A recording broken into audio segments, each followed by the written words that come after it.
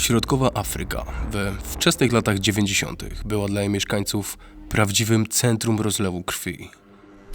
Konflikty na tle pochodzenia etnicznego, ludobójstwo, które pochłonęło życie prawie 1 miliona osób w zaledwie 2 miesiące. Na domiar złego zaczęły pojawiać się wzmianki o krokodylu prześladowcy. Cyklicznie odnotowywano serię zaginięć trwających kilka miesięcy, najczęściej raz w roku. Świadkowie oraz ludzie, którzy jakimś cudem przeżyli ataki, zaczęli opisywać głównie jednego osobnika. Samca, o którym plotkowano, że ma prawie 7 metrów długości. Co za tym idzie, musiałby mieć prawie 100 lat. Jego pełne uzębienie wskazywało jednak, że jest stosunkowo młodym osobnikiem i, co nieco bardziej niepokojące, wciąż rośnie. Zaobserwowano też, jak pokonuje dorosłego hipopotama, co w przypadku krokodyli nilowych jest nieosiągalne. Narodziła się legenda o olbrzymim krokodylu ludojadzie. Krokodyle nilowe mogą wytrzymać bez jedzenia miesiące. Podczas kręcenia filmu dokumentalnego o ludojadzie z rzeki Ruzizi w 2 miesiące zabił 17 osób. Odnalezione ciała nosiły znamiona ataku krokodyla, ale poza tym były zupełnie nienaruszone. Uważano, że samiec nie tylko zabijał ludzi, ale aktywnie na nich polował, nie zjadając ich. Podczas 2 lat udokumentowanych prób schwytania tego osobnika udało się to tylko kamerzyście. Oto jedno z 2 istniejących nagrań przedstawiających 7-metrowego krokodyla ludojada, znanego jako Gustaw. Blizny, ślady po kulach z karabinu i charakterystyczny brak osteodermy w okolicach prawej łopatki. Widzimy, że jest znacznie większy od innych przedstawicieli swojego gatunku. Ostatnie jego spotkanie podobno miało miejsce w 2009 roku.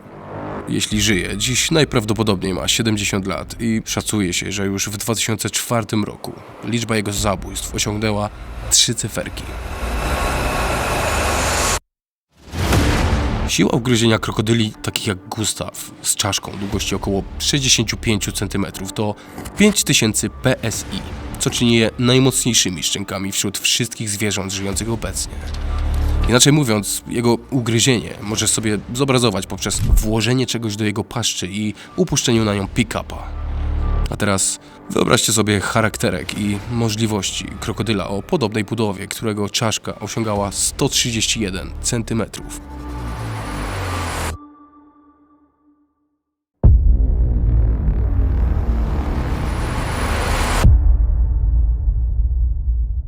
Tą część naszej historii zaczniemy sobie nieco wcześniej. Hrabstwo Bladen, Karolina Północna, rok 1858. Głęboko z czerwonej gliny, datowanej na około 80 milionów lat temu, geolog Ebenezer Emmons wydobywa 2 ogromne, bruzdowate zęby. Ze względu na swój kształt można z całą pewnością stwierdzić, że służyły bardziej do miażdżenia niż do cięcia. Co najważniejsze, w przeciwieństwie do innych skamieniałych zębów należących do mięsożernych dinozaurów, te nie miały ząbkowanych krawędzi, co wskazuje, że ich właściciel nie kroił mięsa, lecz raczej je rozrywał lub połykał w większe kawałki. I to właśnie skłoniło naszego pana Emmonsa do przypisania zębów do morskiego gada, który lata później okazał się pliozaurem, jednym ze szczytowych drapieżników morskich okresu jurajskiego. Prawda okazała się być nieco inna.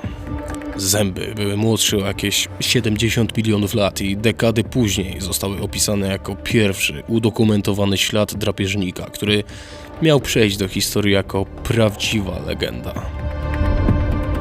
11 lat później w sąsiednim hrabstwie Sampson kolejny ząb ujrzał światło dzienne. Edward Drinker Cope nie był świadomy, że trzymał w rękach kolejny fragment tej samej, przerażającej układanki. Willow Creek, Montana.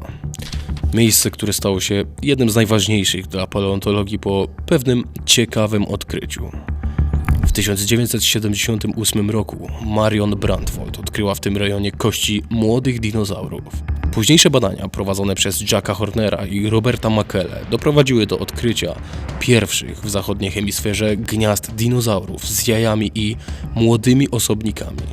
Roślinożerny gad z rodziny hadrozaurów, znany z tego, że opiekował się swoim potomstwem po wykluciu, co zresztą zrewolucjonizowało nasze rozumienie zachowań dinozaurów.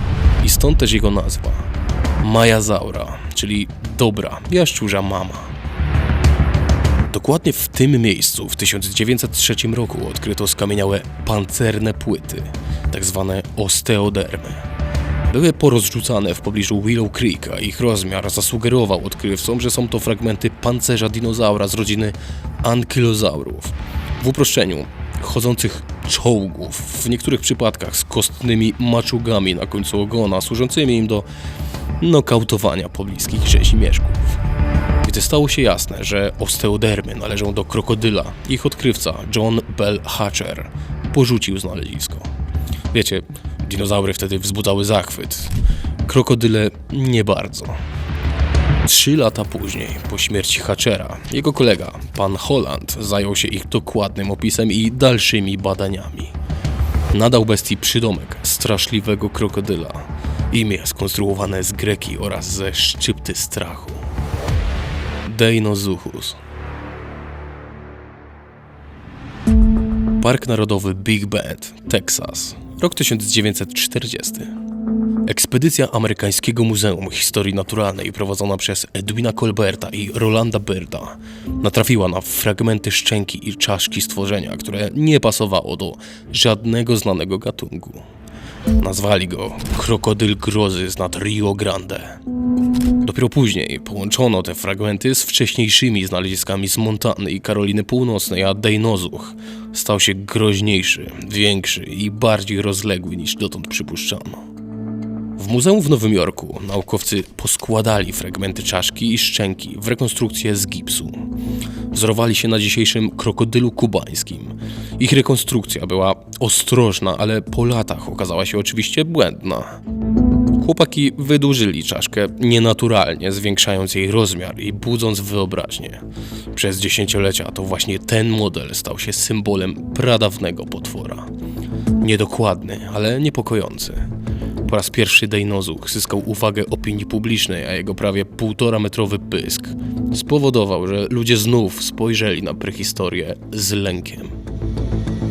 Lata mijały, kolejne fragmenty kości, roztrzaskane żebra, samotne osteodermy, szczątki szczęk trafiały do muzeów i szuflad uczonych. Większość była zbyt zniszczona, by powiedzieć coś pewnego. Aż wreszcie, na początku XXI wieku nastąpił przełom.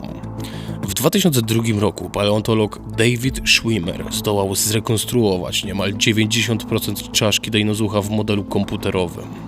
Dzięki lepszym znaleziskom czaszkowym powstał obraz potwora wierniejszy rzeczywistości.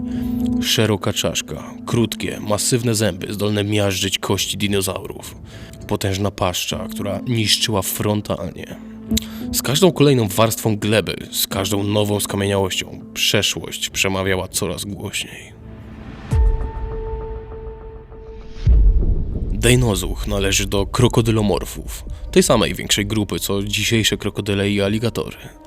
Porównując ich szkielety, proporcje, budowę ciała, naukowcy zakładają, że wyglądał on podobnie, z długim pyskiem, potężnym ogonem i krótkimi, silnymi kończynami. Z tą różnicą, że Deinosuch miał 12 metrów długości. Waga nawet do 8 ton. 80 milionów lat temu to on był niekwestionowanym królem słodkowodnych bagien kredowego świata. Nie miał naturalnych wrogów. Żaden dinozaur nie śmiał przekroczyć granicy jego terytorium. A jeśli to robił?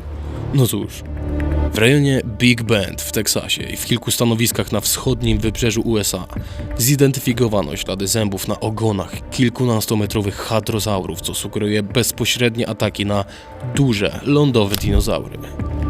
Istnieją też przypuszczenia, że Deinosuch mógł stosować tzw. death roll. Wciągał swojego wybranka pod wodę, gwałtownie obracał się wokół osi ciała, by poderwać, podrzucić i poszarpać dużą ofiarę. Pośrednim dowodem są asymetryczne pęknięcia i skręcone fragmenty kości niektórych dinozaurów, zgodnie z właśnie takim mechanizmem działania. Najprawdopodobniej polował z zasadzki przy wodzie, tak jak współczesne krokodyle. I to właśnie te sceny dominują w przedstawieniu go w historii paleoartu. Nie chciałem przedstawiać tu swojej wersji ataku. Przyjdzie jeszcze czas na przedstawienie prehistorycznego życia w trybie brutalnej rzeczywistości. Tutaj chciałem pokazać majestatyczność tego zwierzęcia. Tak, żebyś miał poczucie, jakbyś widział fotografię wykonaną w jakimś studiu fotograficznym. Szukając proporcji i szperając w artykułach, natrafiłem na coś ciekawego, co zresztą bardzo pomogło mi przy obrazie. Model do gry Path of Titans, wykonany przez użytkownika Sergi KTO. Wiecie jak jest. Ludzie malujący lwy korzystają przy tym z fotografii lwów. Ja oczywiście też, malując ten obraz, korzystałem z fotografii niektórych krokodyli, ale spójrzcie na to. Sergi wykonał kawał kozackiej roboty, a ja tak naprawdę mam wszystko, czego potrzebuję.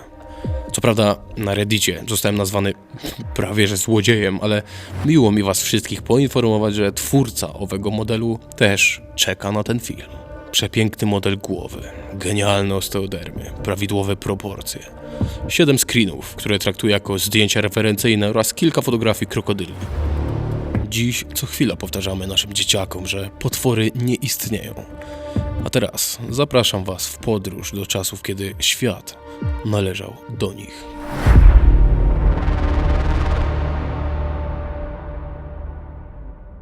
Myślałem, że szkic w tym przypadku potrwa krócej. Zresztą, jak sama nazwa wskazuje, lepianka z moich screenów z gry, dopasowanych do całego planu, jaki ułożyłem sobie dużo wcześniej na iPadzie. Pysk dumnie uniesiony do góry, potwór eksponujący swoje opancerzone plecy, przysłaniający część torsu 6-metrowym ogonem. W ogóle to jest moja ulubiona pozycja zwierzaków na moich obrazach. Muszę bardzo uważać, żeby co trzeci nie był w tej samej pozycji. Zresztą możecie zobaczyć na moim poprzednim filmie, że Hesperozuch, bohater mojego wcześniejszego obrazu, układa się w pozycję niebezpiecznie przypominającą właśnie tą. Ale to właśnie takie moje natręctwa. Od zawsze jestem swoim największym hejterem. Yellow ochre, burnt amber, burnt sienna i trochę ultramaryny. Aby te studyjne warunki fotografii miały barwy brudnej, mętnej wody, w której Dejnozuch czyhał, aż jakiś nieszczęśnik przyjdzie się napić. Nakładam nie za grubą warstwę farby, bo to tylko podkład. Pierwsza warstwa tła, które naniosę później. A tutaj możecie zadać sobie pytanie, czemu bohater dzisiejszego odcinka na moim obrazie wygląda, jakby robił go Netflix? Otóż każdy element ciała, oprócz cieni i laserunków, buduje też kształt łusek. I tu wjeżdża Titanium White, gęsta i bardzo intensywnie biała farba. Nakładam na tyle grube, małe kropeczki, aby były widoczne, kiedy przykryję je kolejnymi, cieńszymi warstwami farby. Da to efekt nieregularnych, chropowatych łusek, w przypadku krokodyli często pokrytych guzkami i wypustkami. Większe łuski na głowie, grube i mocno skostniałe, pokryte twardą keratyną, co stanowiło naprawdę solidną ochronę przed jakimikolwiek urazami. Kiedy już zacząłem wszędzie widzieć białe kropeczki, postanowiłem odpocząć trochę od łusek i skupić się na dokończeniu tła. Dodać trochę sepi, aby jeszcze bardziej nasycić kolory za zwierzaczkiem. Dodać więcej kontrastu, nakładając warstwy ostrożnie, unikając śladów pociągnięcia pędzlem. Oczywiście najlepiej byłoby, aby obraz w ogóle nie posiadał śladów pędzla i przypominał bardziej druk na płótnie, ale podczas blurowania za sobą mocno nasyconych kolorów w tle jest to dość ciężka sprawa, ale może kiedyś się nauczę. Osteodermy są jednymi z najczęściej znajdowanych skamieniałości Dejnozucha. Dlaczego? Ponieważ są praktycznie niezniszczalne. Ich analiza pozwala na identyfikację gatunku, szacowanie rozmiaru osobnika, a nawet na zrozumienie sposobu jego życia i środowiska. Największe osteodermy dzisiejszych krokodyli i aligatorów mają kilka centymetrów. Rozmiar osteoderm Dejnozucha dochodził nawet do 20 centymetrów. W porównaniu z żyjącymi obecnie krokodylami, jego, można powiedzieć, pancerz był dużo cięższy i znacznie mniej elastyczny. Laserunki zwykle powinno robić się na końcu pracy, ale tutaj po prostu przykrywam białe kropki, wstępnie ustalając, jak będzie prezentowało się finalne ubarwienie potwora. Nie odbiegam zbytnio od kolorów nadanych przez twórcę oryginalnego modelu. Kolory dejnozucha musiały być przynajmniej zbliżone do krokodyli, które znamy dziś. Jelowochre oraz ultramaryna. Aby lepiej panować nad tonacją zieleni, lepiej nie używać zielonego prostostópki. To, co teraz malujemy, drodzy Państwo, to hydroksyapat oraz kolagen. Minerały złożone z wapnia i fosforu, które stanowią podstawowy składnik kości i zębów kręgowców. To one budowały twarde łuski dejnozucha. Białko zapewniało elastyczność i wytrzymałość ich struktury. W pewnych warunkach osteodermy mogły pełnić rolę rezerwy minerałów, szczególnie wapnia, które organizm mógł mobilizować, np. podczas wzrostu lub gojenia ran. Cała powierzchnia łusek była głęboko pomarszczona i pokryta licznymi jamkami oraz rowkami.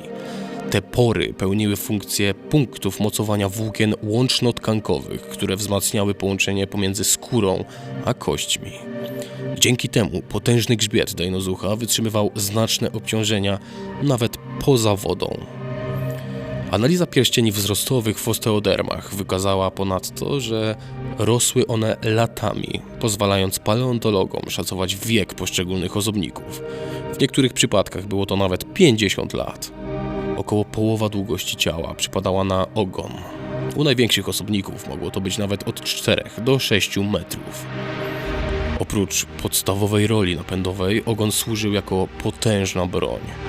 Uderzenie boczne mogło zranić lub odstraszyć gigantycznych rywali i inne duże drapieżniki. U młodszych okazów, o mniejszej ilości i grubości osteoderm, ogon był bardziej elastyczny, co wskazuje na zmianę stylu pływania i zachowań łowieckich wraz z wiekiem. Teraz przyszedł czas na modelowanie tych, bardziej prawilnych łusek. To dalej nakładane przeze mnie kropki z dużą ilością odpowiedniego koloru. Najbardziej pracochłonna część całych tych blisko 70 godzin. Cieniowanie pancerza oraz reszty ogona tak, aby wyróżniał się od reszty ciała. Sprawiał wrażenie całkiem innej struktury niż łuski, które nałożyłem na bokach, głowie i kończynach. Około 80 milionów lat temu zamieszkiwał przybrzeżne estuaria i zalewowe równiny późnej kredy w Ameryce Północnej, zarówno po wschodniej, jak i zachodniej stronie. Do dziś jego skamieniałości odkryto w co najmniej 12 stanach USA. Preferował środowiska takie jak porty rzeczne, ujścia rzek i laguny. W rejonie Appalachii, gdzie osobniki były nieco mniejsze, najprawdopodobniej zdobywał pokarm, podobnie do współczesnego aligatora. Natomiast w zachodniej populacji, np. w Teksasie, z pewnością miał w zwyczaju zaczepiać dinozaury lądowe spacerujące gdzieś na brzegu. I to właśnie na ich skamieniałościach oraz skorupach żółwi morskich odnaleziono duże, tempo zakończone wgniecenia i nacięcia, odpowiadające przekrojowi i sile zębów dejnozucha. Ślady te mają szerokość dochodzącą do kilku centymetrów, a niekiedy są wręcz przebijające, co wskazuje na zdolność zwierzęcia do kruszenia kości. Zęby są silnie emaliowane, niskokoronowe i wielowarstwowe, idealne do miażdżenia. Charakterystyczne ślady ścierania na powierzchniach zębów pokrywają się z miejscami kontaktu z twardym pokarmem, co jest bezpośrednią ewidencją intensywnego kruszenia kości podczas posiłków. Dejnozuch oczywiście nie był jedynym krokodylem gigantem. Olbrzymie krokodylomorfy pojawiły się jeszcze we wczesnej kredzie, a w okresie miocenu, już po czasach dinozaurów, po prostu przestały istnieć. Mimo że żyły w odmiennych środowiskach i epokach geologicznych, łączyły je podobne adaptacje do półwodnego trybu życia oraz wolny, ale długotrwały wzrost. Życie w późnej kredzie brzmi fascynująco z perspektywy podróżnika w czasie, ale z moim szczęściem nie przeżyłbym tam 17 sekund. Nawet jeśli kiedyś byłaby taka możliwość, ja zostanę przy skokach w czasie, używając pędzelka. Tak więc, kochani, witam w Teksasie. 80 milionów lat temu.